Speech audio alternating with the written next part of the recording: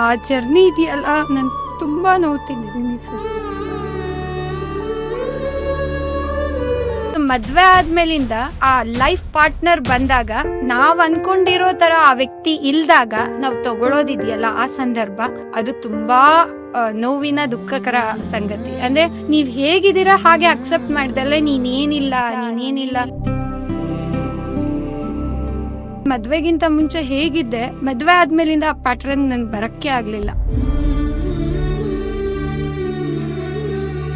ಅಂದ್ರೆ ನೀನ್ ಏನಿಲ್ಲ ಝೀರೋ ಅಂದು ನಾನು ಫುಲ್ ಕುಗ್ಗೋದೆ. ಜರ್ನಿಲಿ ತಂದೆ ತಾಯಿ ಮನೇಲಿ ನೀವ್ ಹೇಗಿರ್ತೀರಾ ಏನಿರ್ತೀರಾ ಅದಲ್ಲ.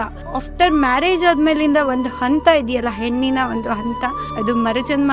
ಅದು ಲೈಫಲ್ಲಿ ತುಂಬಾ ನೋವು ಕೊಡುತ್ತೆ. ಆ ಜರ್ನಿ ಇದೆಯಲ್ಲ, ನಾನು ತುಂಬಾ ನೋವು ತಿಂದಿದ್ದೀನಿ ಸರ್.